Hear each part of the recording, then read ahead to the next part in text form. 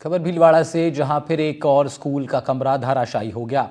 बड़ा हादसा होते होते टला। अधिकारियों ने पहले ही कमरे को सील कर रखा था। प्रार्थना सभा के कुछ देर बाद यह हादसा हुआ। जिस वक्त यह हादसा हुआ, 78 से ज्यादा बच्चे स्कूल में मौजूद थे। रायला राजकीय प्राथमिक विद्यालय का ये मामला है। रायला गांव की जनता कॉलोनी स्कूल में जो ये भवन गिरा हुआ है, अभी इसके बाहर हम खड़े हुए हैं। यहाँ पर कुछ बच्चे हैं हमारे बीच में, जिनसे हम पूछने का प्रयास करेंगे। बेटा, कौन सी क्लास में पढ़ते हो आप? 5वीं। तो इसी स्कूल में पढ़ते हो जिस स्कूल का गिरा जहाँ पे? हाँ। तो छुट्टी रखनी पड़ती होगी, क्या कहते हैं सर, छुट्टी रखते हैं बरसात में?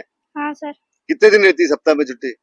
1 दिन की या फिर 2 दिन की, अगर जितने दिन बरसात आए ना उतने दिन की छुट्टी है। मतलब बरसात के मौसम में आपकी छुट्टी रखना पड़ता है सर को? हाँ। तो पढ़ाई तो फिर पढ़ाई में डिस्टर्बेंस नहीं आता तुम्हारे?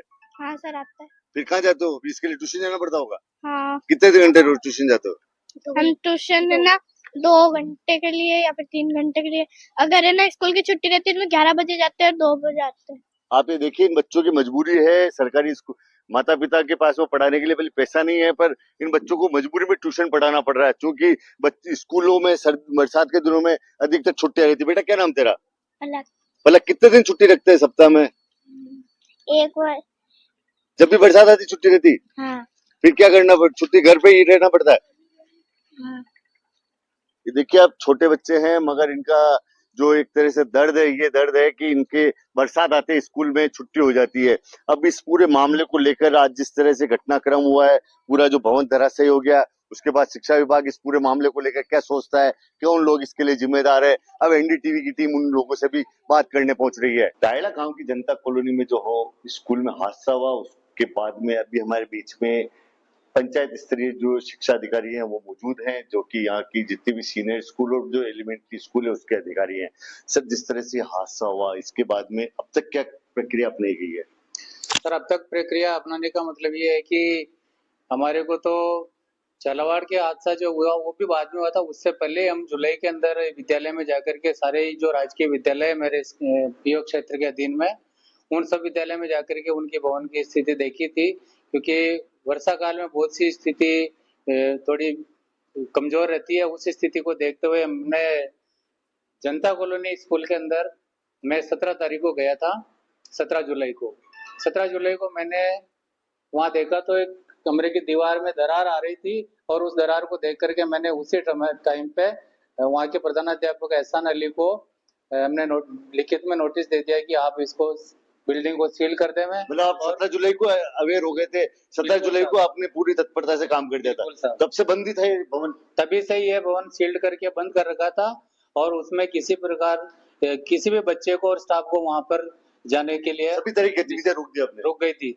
और उसके बाद हमारे को वैकल्पिक व्यवस्थाओं को ढूंढने में थोड़ा सा प्रयास करना पड़ा। अभी क्या वैकल्पिक व्यवस्था? जैसे आपने बंद तो कर दिया है भवन को, अब वैकल्पिक व्यवस्था बच्चे कहाँ पढ़ रहे हैं? अभी विद्यालय को संचालन करने के लिए पोशार बनाने के लिए तो हमने वही किचन सेट के अंदर बना रखा। बाकी वैकल्पिक व्यवस्था में शिक्षण के लिए हमने संपर्क करके वहाँ के एसएमसी के सदस्यों से संपर्क करके मदरसा के अंदर हमने विद्यालय को संचालित कर रखा है। जो आज जो भवन गिरा है, उस स्कूल के जो 98 बच्चे हैं, जो उनके पढ़ने के लिए पहले से ही जो एक वैकल्पिक व्यवस्था तलाशी जा रही थी, अब उन बच्चों को एक पास में जिस विद्यालय प्रबंधन समिति है उसके माध्यम से, उनकी मदद से एक मदरसे में पढ़ाई करवाई जा रही है। नवीन जोशी, कैमरा पर्सन पवन के साथ, एनडीटीवी भीलवाड़ा। झालावाड़ स्कूल हादसे के बाद से लगातार प्रदेश की जर्जर इमारतों के सर्वे को लेकर राज्य सरकार ने जिला प्रशासन और पुलिस को निर्देश दिए हैं।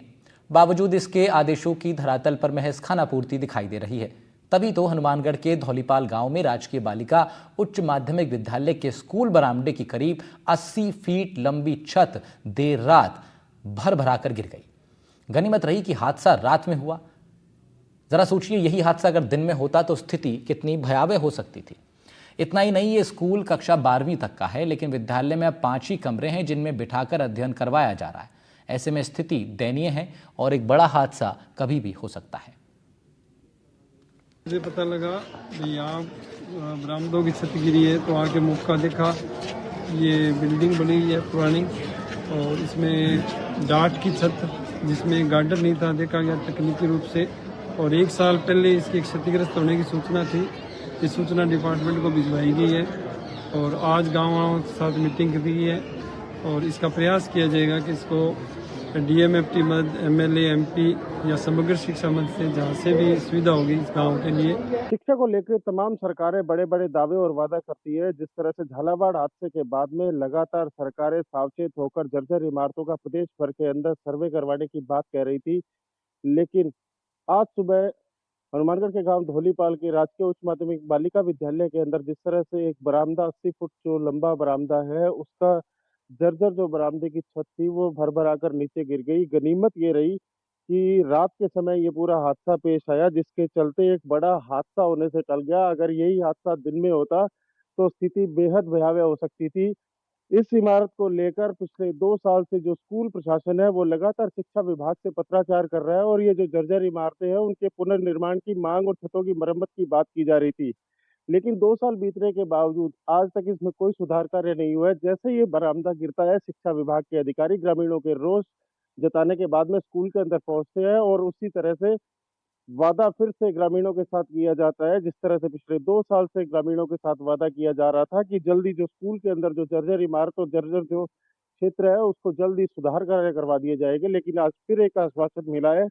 लेकिन जैसे ही छत गिरती है उसके बाद से लगातार जो स्कूल का जो जर्जर क्षेत्र है उसके अंदर तारबंदी कर दी गई है ताकि जो बच्चे हैं वो इस तरफ ना जा पाए। धरातल के ऊपर जिस तरह की व्यवस्था है स्कूलों के अंदर बच्चा को शिक्षा मिलने के लिए जो होनी चाहिए, उस तरह की जो संस्थागत जो इंफ्रास्ट्रक्चर है उसको इम्प्रूव करने की जरूरत है। ये क्लास 12 तक का ये स्कूल है, लेकिन स्कूल 12वीं तक का होने के बावजूद इसके अंदर बैठने के लिए महज कुछ ही कमरे छात्रों के लिए उपलब्ध है।